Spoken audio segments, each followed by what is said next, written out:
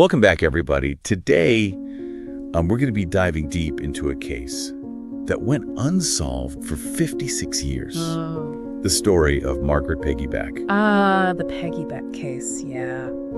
It's a chilling reminder of how time can both obscure and then eventually reveal the truth. Exactly. And it's a story that I think will resonate with a lot of our listeners because it really does highlight the power of perseverance and the advancements in forensic technology. So imagine this. It's 1963. You're a 16-year-old Girl Scout counselor. Okay. At a remote camp in Colorado called Flying G Ranch. It's the last night of a 5-day trip. Everyone's looking forward to going home. A peaceful setting shattered by a horrific discovery. Exactly. Yeah. Sadly, that's where we find Peggy unresponsive in her tent. Initially, everyone just assumed it was natural causes, altitude sickness. It was a remote mountain camp. Right. But here's where things get complicated. The police weren't immediately involved. That's a critical delay that would have ripple effects throughout the entire investigation. And back then, forensic technology was nowhere near what it is today. No DNA testing, limited resources, a different world for investigators. And in this case, the well-intentioned actions of the scout leaders further muddied the waters. They cleaned up the campsite and packed away Peggy's belongings before the police arrived. Oh, wow. Yeah. It's heartbreaking to think that a simple act of kindness might have unintentionally destroyed crucial evidence. It really underscores the delicate balance between preserving a scene and acting out of compassion. It was a difficult situation for everyone involved. So the police finally arrive, but with the scene already disturbed, the initial investigation was like trying to piece together a puzzle with missing pieces. They did find something peculiar, though. Peggy was zipped back into her sleeping bag after the attack. Yeah, a chilling detail that suggests premeditation. It really makes you wonder about the killer's mindset, doesn't it? Why take the time to zip her back in? Yeah, it's almost as if the killer wanted to, I don't know, maybe mislead investigators. It's a point worth pondering. It speaks to a level of calculation that adds another layer of complexity to this case. Absolutely. Now, the early investigation did turn up a few leads. There was a tip about a man with scratches seen at a nearby bus stop. But as you know, eyewitness testimony can be notoriously unreliable. Especially decades ago when the understanding of memory and perception was less developed. Right. And then there was James Sherbandi, a suspect who was initially questioned and even admitted to being at the camp that night. But if I recall correctly, he was later cleared due to lack of solid evidence linking him to the crime. Exactly. So despite some initial activity, the investigation eventually hit a wall. It went cold. Years turned into decades. But Peggy's family never gave up hope, and neither did the investigators. And thankfully they didn't have to. As DNA technology advanced, a new window of opportunity opened in 2007, giving them a chance to revisit the case with a fresh perspective.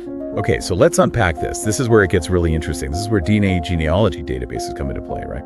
But before we jump into that, let's pause for a second and make sure everyone understands how these databases work. You know how you can send your DNA to find out your ancestry? Yes. Services like that have become increasingly popular. Well, investigators can use similar databases to find relatives of potential suspects, even if the suspect themselves aren't in the system.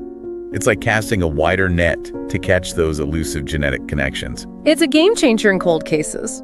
Imagine you have DNA from a crime scene, but no match in traditional criminal databases. Now you can use these genealogical databases to potentially identify distant relatives of the perpetrator, narrowing down the search and providing valuable leads. It's like solving a puzzle by working from the edges inward. Exactly. Amazing, right. And this is exactly what happened in Peggy's case. They finally got a DNA profile that pointed to a family. And within that family, they zeroed in on one individual, James Raymond Taylor. James Raymond Taylor. The name that would finally bring some semblance of closure to Peggy's family after all these years. It's almost surreal, right? Yeah. After decades of unanswered questions, they finally had a name, a face to connect to this horrific event. But, and you probably saw this coming, there's a twist. Indeed. Remember, this was 2020, technology had caught up. But James Raymond Taylor, the man identified as their likely perpetrator, he had vanished. Disappeared. Gone without a trace. Can you imagine the mix of emotions Peggy's sisters must have been going through at that moment? It must have been a roller coaster relief that they finally had a name, a potential path to justice, but also the crushing realization that the man who might have murdered their sister might never face the consequences of his actions. Such a bittersweet victory. Yeah. So who is this James Raymond Taylor? What do we know about him? Well, at the time of Peggy's murder, Taylor was a TV and radio repairman. Interestingly, he was also a ham radio enthusiast. Ham radio, like the kind where you communicate with people all over the world using radio waves. Exactly. And that detail is particularly intriguing because his hobby could have made him familiar with the remote areas around Flying G Ranch. It suggests a possible motive and opportunity, doesn't it? It definitely adds another layer to the mystery. So we have a potential suspect who knew the area and potentially had the technical skills to plan and execute a crime. But then he vanishes into thin air. It's like something out of a detective novel. It's the question that continues to haunt this case. What happened to James Taylor? Did he flee knowing the authorities were closing in? Did something else happen to him entirely?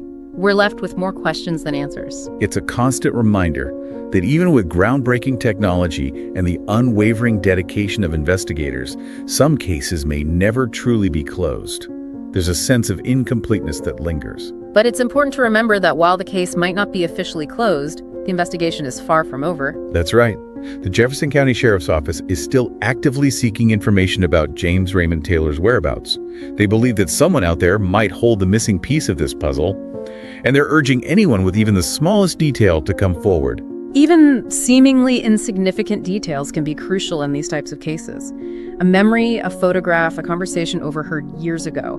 Any piece of information could help shed light on what happened to Taylor and bring a sense of resolution to this long-standing mystery. You never know what tiny detail might be the key to unlocking the truth. So if you have any information about James Raymond Taylor, no matter how small or insignificant it may seem, please reach out to the authorities. The number for the Jefferson County Sheriff's Office is 303-271-5612, and the case number is 631-0335. We'll make sure to include that information in the show notes as well. This case, with all its twists and turns, really highlights the enduring power of hope, doesn't it? After 56 years, a name was uncovered, a family was given some sense of closure, and the possibility of justice, however elusive, still remains. It's a testament to the perseverance of investigators, the advancements in forensic science, and the unwavering belief that even the coldest of cases can one day see the light of truth. Peggy Beck's story might not be over yet. And with your help, maybe, just maybe, we can finally bring all the pieces of this heartbreaking puzzle together. It's incredible to think that even after all this time, there's still hope for answers. And while we wait for those answers, it's hard not to think about James Raymond Taylor. What was his life like in those intervening years? Yeah, it's a question that lingers, isn't it? Did he live with the weight of his actions? Did he ever confide in anyone? Or did he manage to create a new life for himself, burying the past deep within? We may never know the answers to those questions. But his disappearance, regardless of the circumstances, adds another layer of complexity to this already intricate story. It also underscores a crucial aspect of criminal investigations. The impact extends far beyond the immediate victim and their family. It ripples outwards, affecting communities, investigators, and even those tangentially connected to the case. Yeah, it's a stark reminder that every action has consequences both seen and unseen. And sometimes those consequences can reverberate for decades. Precisely. And in this case, we see how those consequences are still unfolding even after 56 years. So as we wrap up this deep dive into the story of Margaret Peggy Beck, what's a one takeaway you want our listeners to ponder? Persistence. Peggy's case demonstrates that even when time seems to have run out the pursuit of justice, the search for truth should never be abandoned. Well said.